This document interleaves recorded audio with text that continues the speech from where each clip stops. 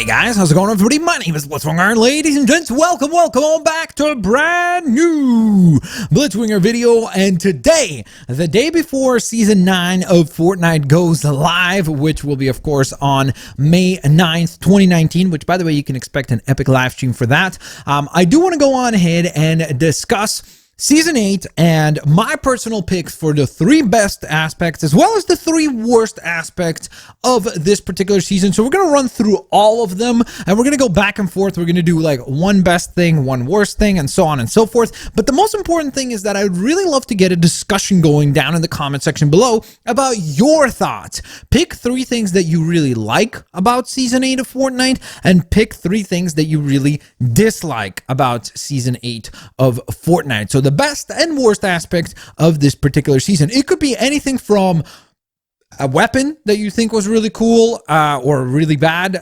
It could be something that got vaulted or unvaulted. It could be a map change. It could be a game mode that you really liked. It could be whatever it is that you enjoyed that came out during Season 8. Let me know down in the comment section below. So with that in mind, I guess let's start with the negative. That way we'll end off on a positive. So we're going to start with the worst first thing that I'm going to discuss. And this is probably going to be a pretty controversial one right off the bat. And that is the Tier 100 skin in Fortnite Season 8.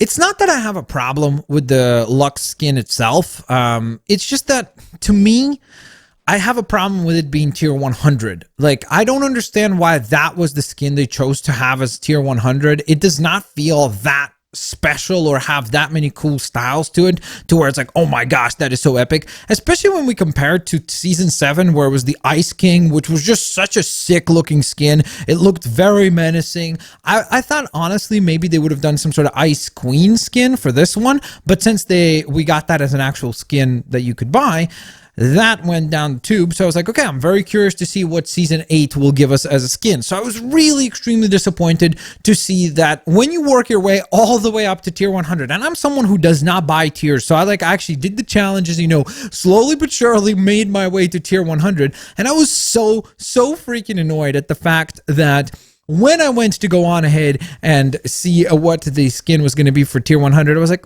that's kind of I don't know, like a letdown. It just felt like a skin that you would get somewhere earlier on instead of something as like your ultimate reward for working your way all the way up to the conclusion of Tier 100. So that's my first worst thing for Season 8. That was definitely something that was disappointing to me, especially, again, as somebody who focuses a lot on the challenges, and I do a lot of the challenges and try to do all of them. In fact, for this season, luckily, I was able to get every challenge done, like literally Avengers challenges, the overtime, all that stuff. So I was really happy with it, but I was definitely disappointed by that particular reward. So let's move on to the positive side of things. And we're going to start with the smaller thing as well, save kind of the big hitters for last. And that would be the vents. I think that the geysers or the vents are an excellent addition to Fortnite. In fact, I would love to see maybe some more of them across the map. I know some people don't particularly care that people spam them and fly up and down and use them over and over again. I really don't mind it. I think that they are the most effective solution for mobility in the game.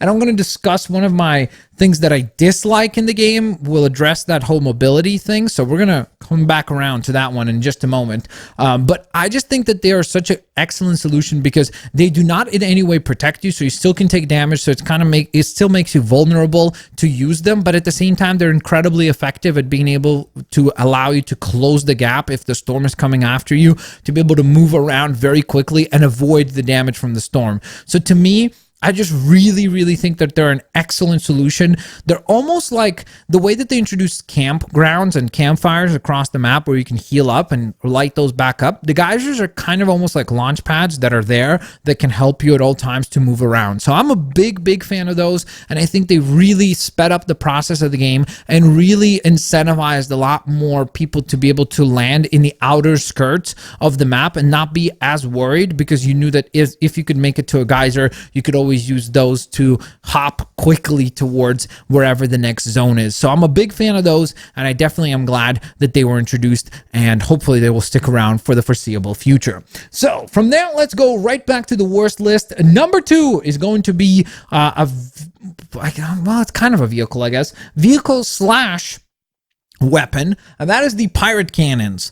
I do not like the pirate cannons at all. I think that there was very little function to them. It was one of the most annoying challenges in Season 8 was to complete the deal 100 damage to an enemy with a pirate cannon. I just, personally, I don't think that they serve that great of a purpose. I think that generally speaking, they're kind of annoying. Like, yes, you could make the argument like, oh, well, people could use them for in a similar fashion as the geysers, where they could use them mobile and move around and everything. I very rarely see anyone actually use the pirate cannons. They just seemed to be kind of a dud release, where it was like they came and went, and I don't really see very many people use them unless if they absolutely have to for like challenges and things like that. Like that week when that challenge came out for week 2, I think, or week 3, whenever it was, or maybe it was week 5. It was either 2 or 5, I think. And when those challenges came out, a lot of people were kind of hesitantly using the cannons. It wasn't really a popular choice or a popular item to begin with. So for me, I really hope they go away with the pirate cannons. I feel like there's way too many of them at each pirate camp outpost, and they just put, in general, way too many of them across the map. And for me, again, I just did not feel like they served any type of valid function to the game. And I felt like they, in my personal opinion, were more annoying and cumbersome, and really were things that led towards more annoyances and more negatives in the gameplay than any positives. So for me, that was definitely another thing that I did not like at all about this particular season. So from there, we then go on ahead and move on to a positive, and that was the planes were vaulted. Yes. When the planes were introduced in Season 7 of Fortnite, I was one of the people who was like, I don't know, I don't think they're that annoying. And then fast forward like a week after I played in multiple games and I started to play like a lot more regularly, because Season 7 was really where I played a lot more Fortnite on a regular basis, like basically daily, about an hour or 2 a day. And my goodness, I could not stand those planes after a while. It was just so annoying. They were so broken. Even when they kept trying to balance the things and try to make them more valid, they were incredibly annoying. And honestly, it was just so awesome to be able to see the planes be vaulted and not brought back. But I will say this much, and the reason why this is not even number 1 is the best thing. That mode that they released with the planes, what was it called? When the fighter pilot skins came out. Oh my goodness, why am I forgetting the name of it right now? It's not Sky. What was it called? Sky Vault? No, it wasn't Sky Vault. I don't remember what it was called. Sky Fighters, maybe? I'm sure somebody will let me know down in the comment section below. But that mode, honestly, was a lot of fun. And if they bring that back as a limited time mode every now and again, I'm okay with it. Like, where everybody's using planes, it really wasn't the worst thing ever.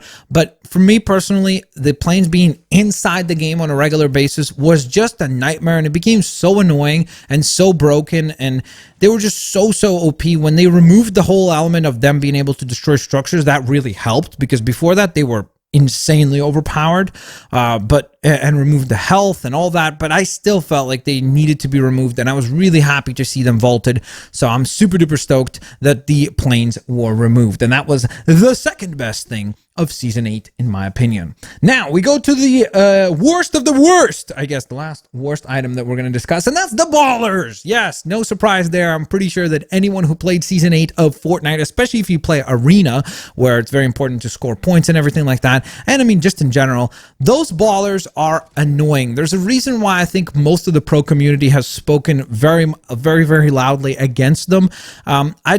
It felt like, again, just like the planes, I would say, when they just came out, I was like, I don't see what the big deal is about. Like, a lot of people complaining about them, like, being overpowered. And then as I started to run into more and more players, literally, like, in the last 15, 20 players remaining, if you're playing solo, 4, 5, 8, 7 players will all be inside a baller, just rolling around constantly towards the very end of the match. And there's very little fighting at that point. Everybody's just using the ballers to try to survive as long as possible, which, to be fair, it's like, hey, it's a strategy. It's fine.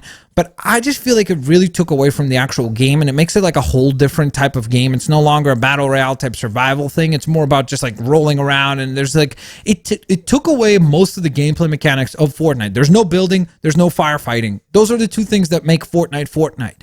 So I'm not a big fan of the ballers.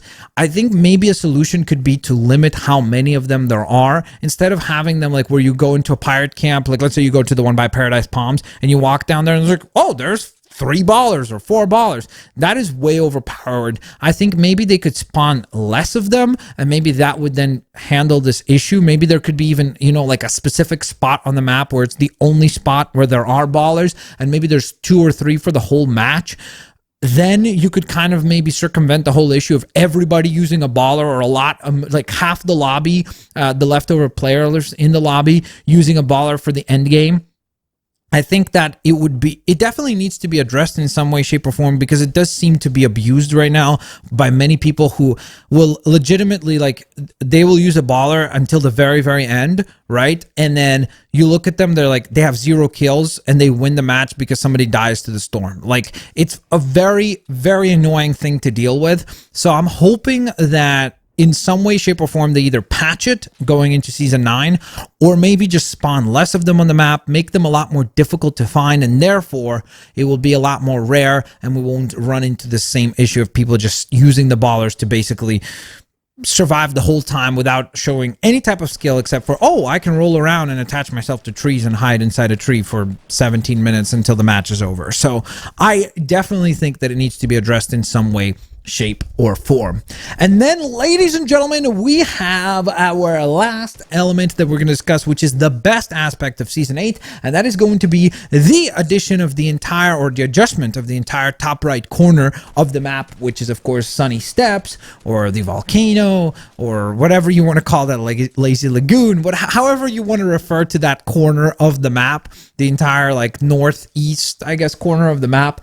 I'm a huge fan of that change. I think it's way cooler than what we had before. I think that I love the pirate ship. I think that's a really cool aspect. I think that it's really cool that we have, again, this kind of tropical now area to the map, and I love how much the map has evolved as a whole in Fortnite, where it used to be all pretty much kind of one season, one type of color to the entire map, and now we have a sand area, we have this tropical area, we have the frozen or tundra kind of area with the Happy Hamlet and Peak, oh my goodness, Polar Peak, Frosty Flights, like all that area there. And then, of course, you still have the greenery areas, and you have the building, well, you had the buildings of Tilted Towers and things like that. So those are all aspects that I personally really like. And I love the area of the volcano or Sunny Steps. I think it looks really cool, and I think that a lot of the elements that they added there, whether it be like the pyramids, the pirate ship, the volcano itself, and all the geysers around it, of course, like I mentioned before, is such a cool area, and the entire like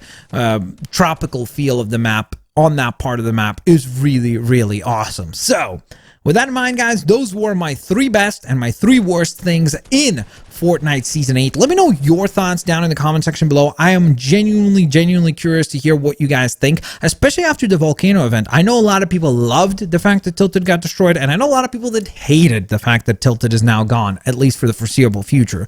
So I'm very curious to hear from you guys as to where you guys actually sit on Season 8. Like, did you like the season? Did you not like the season? And, of course, more specifically, what were 3 aspects or elements that you really liked, and what were 3 things that you think were really bad about this particular season? Have an absolutely fantastic day, guys, and I'll see you all later, alligators.